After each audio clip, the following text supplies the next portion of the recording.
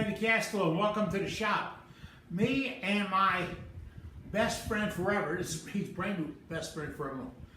At least that's what my wife said. I should make friends with this and never leave it alone. I don't know what it does, why I have it, or why she gave it to me. But hey, we'll have something going on. All you need to do, watch.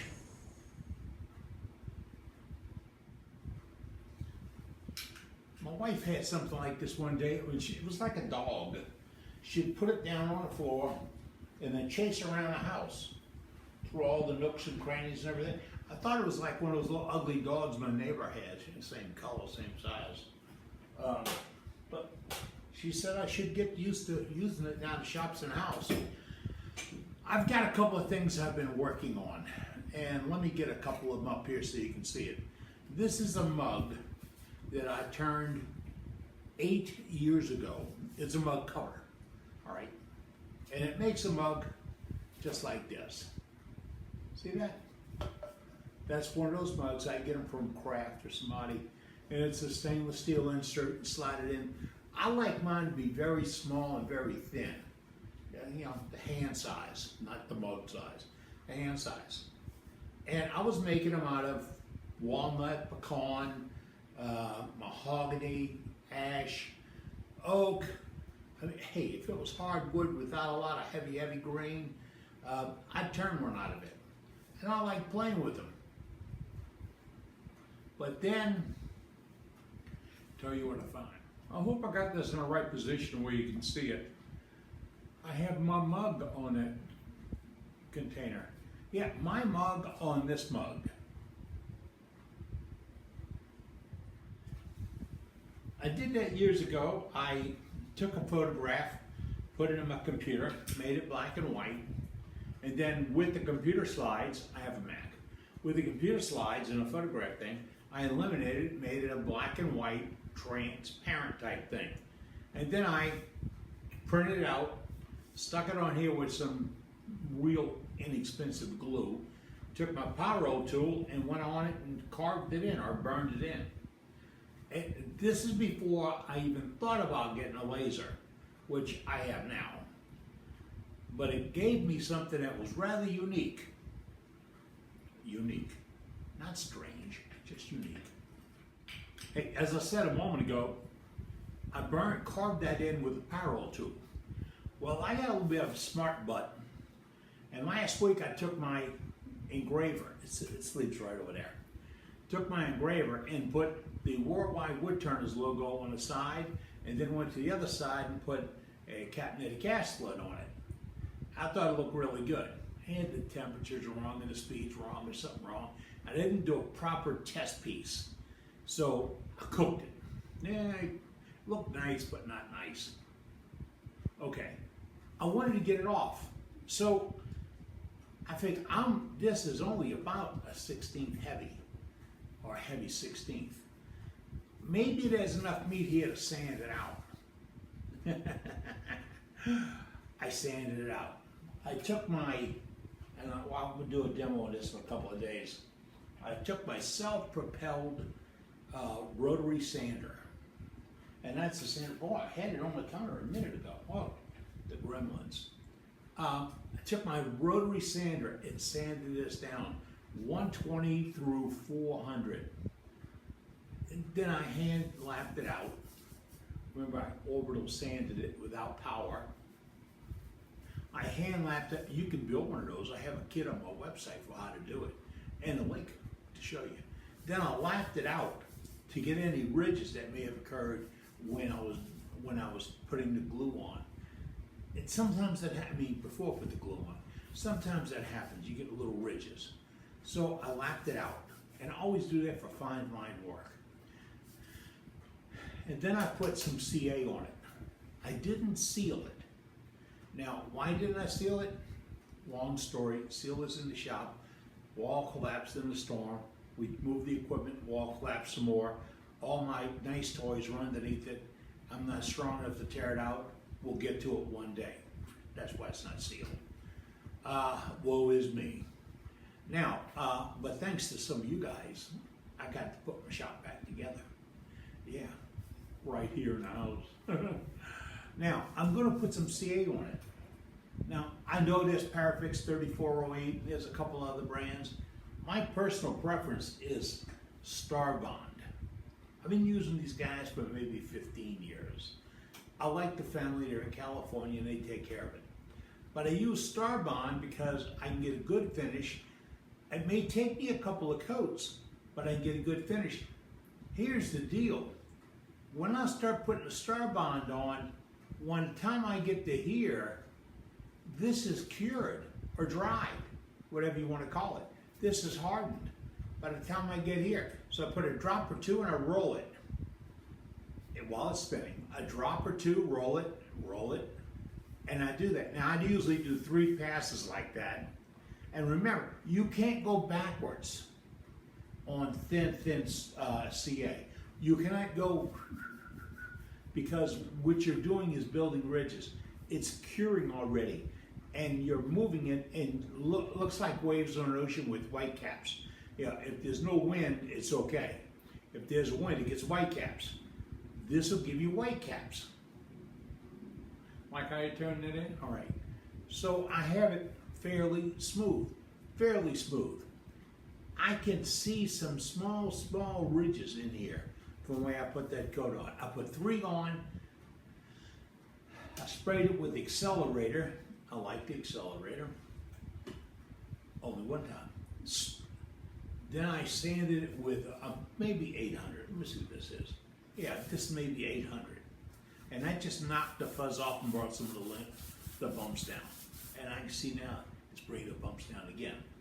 Now, I did that, put 3 more coats on, sprayed it with CA, did it again.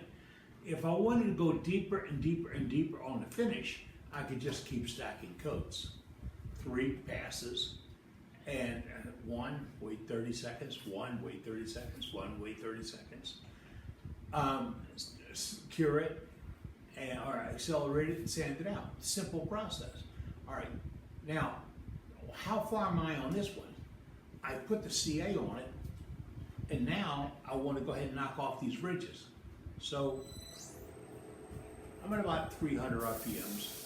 Speed's not important. Too fast, you'll cook it off. But look, that's the little ridges I'm taking off. And I'm barely getting the dust off this thing because it's 800 paper and it's dry. And I'm going to run it in here. Now, this is looking good. Right now, I would do what I told you a minute ago. I would lap out any imperfections, any ridges, any spots that look like they're a little deep or curves that really don't set up right. I would go through and knock them all down. Now remember, you're standing with 800 or 1,000 grit paper. You're not going to knock a lot off. And CA is going to be probably one of the hardest, densest finishes you'll ever apply to anything. So you knock it down a little bit, go back on.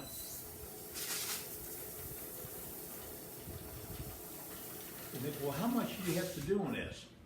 Not much. That's about how much I have to do on it. And then I went from a really fair finish to a really good finish. It was worth 30 seconds. Trust me, it was worth 30 seconds. Now after that's done, I'm just going to clean off the little bit of micro that I have. And I'm going to take a look at my vessel, bowl, vase, platter, ink pen, whatever you put this on. I'm going to look at it and see if I'm really happy with the surface I'm working with. Remember, if you want to see clearly into the grain, you have to have a clear finish over a flat piece of wood. Doesn't matter what you do to the wood, but it's got to be flat. So right now, if I look at it and I see a mark or a tool groove or a bite out or whatever, and I don't want that in my piece, I have to correct it now. Putting finish on it's a stupid idea. I'm sorry, I didn't call you stupid, just said it was a stupid idea. Now, finish is finished for a reason. This is almost finished. I go to my Plastex. You see that? That's Meguiar's. Plast-X, and it's Meguiars.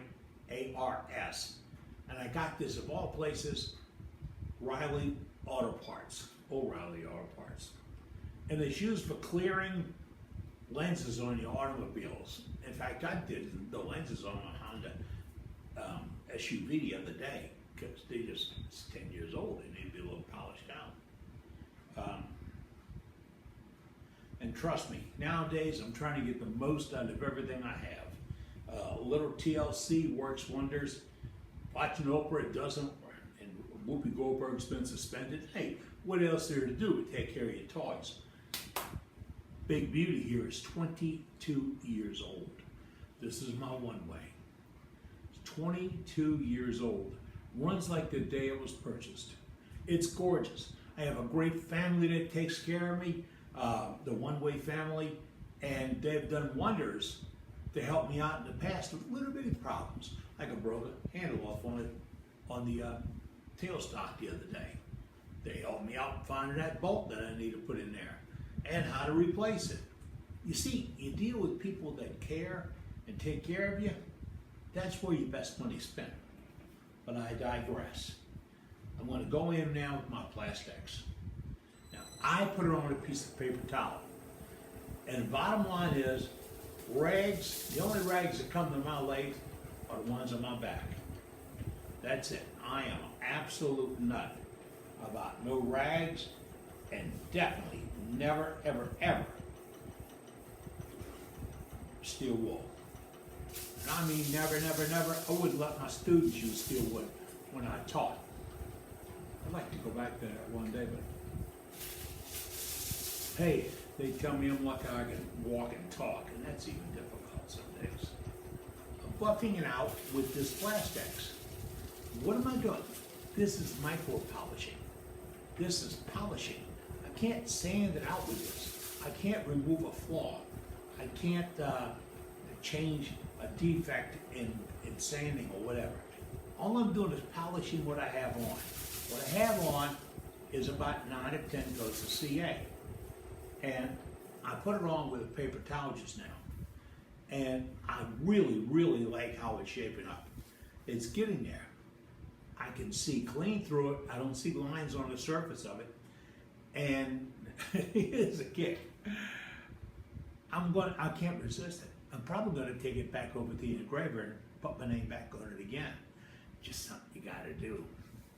But when I polish it out, I want to be about 90% done. I applied the CA this way. I sanded it this way. I lapped it out this way. And then I polished it this way. Do you see where we're going with this? Got a whole lot of this going on. Just like this. So I'm going to pull this out, take it out to the old shop. That's where I have my buffing unit at. Take my Beal, start with white diamond, and buff it off with that white diamond and see anything. I mean, it's going to shine like it's glass. That's what I want out of this. It's not waterproof to go into a dishwasher, but I'm going to CA the inside, CA the outside, CA the edge, CA the bottom, and then this will be almost bulletproof. But it's a way to treat your pieces. All right, I did a mud color, okay? Let's talk. Hey, before we talk, I have to let you know that I misled you, and I apologize for that. Remember, this is about you and I sharing our wood turning secrets. I had it at 300 RPMs when I started buffing it. Where I screwed up is, to really get a good buff, I should bump it up to about 3,000 RPMs. Yeah, and I could be holding it with a soft touch, in a chuck with a pad, so I can't put a lot of pressure on it, and I don't have to, but I can turn the speed up. And I'm going to get a much better polishing job. Remember, this is rotational polishing instead of orbital. And if I go out to my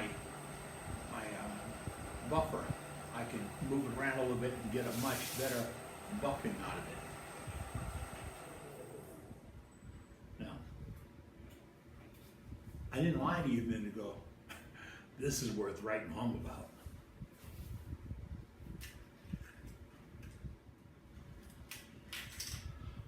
We did a mug. And I hear this from folks all the time. I get calls every day, and I love it. Love chatting about wood turning. Now, we operate a business, EddieCastellan.com. We sell cutters and some other things. That supplements what I do. But if I didn't make a single sale today, and we're having days like that lately, I'd still be doing this. It's a love. It's a mission. But, I mean, I did a cup. What would that mean to you? That's practice. You know, you can play with a stick, a piece of 2x4, knock it down, and then sand it and put a finish on it, and then polish that finish. Guess what? That is the same finish you're going to put on that bowl, platter, pen, whatever you're doing. The same finish. And you'll know what your finish is. You don't. I get exasperated about this. The worst thing in the world to do is spend a lot of time turning a piece out and get into what you think is beautiful. And then when you put the finish on, it's terrible. And that's a sound effect. It's terrible. You can't stand it. What the hell happened to this thing? What are you going to do? Practice your finish. That's simple. Practice your finish. Put it on a piece of 2x4. It's great. It's cheap. Well, not really cheap, but you can pick it up around job sites for free. Put it on a piece of 2x4 and put the complete finish on it all the way through. Sand it all the way up to whatever you think. I don't go much higher than 600, and on wood. After that, I think you burnish it. But I sand it down, and then I treat it. If I have sealer, I like depth sanding sealer. I'll seal it. Here's the beauty of sealer. Once you've sealed the project, you're looking at what you're going to get in a finish, but it's not protected. Yeah. I grew up in cabinet shops since I was 12 years old. Child labor, you know. No, my father was of the belief when you hit 13, you stopped getting money from the family because you earned what you needed. Oh yeah, Dad taught us well. And that's what we all hear too. The boys, more strict to it than the girls. But I learned where if you put DeVoe sanding sealer, and that's what it used to be, DeVoe sanding sealer on something, you could put 2 coats on and that looked as good as any finish you'd do. But it wasn't protected.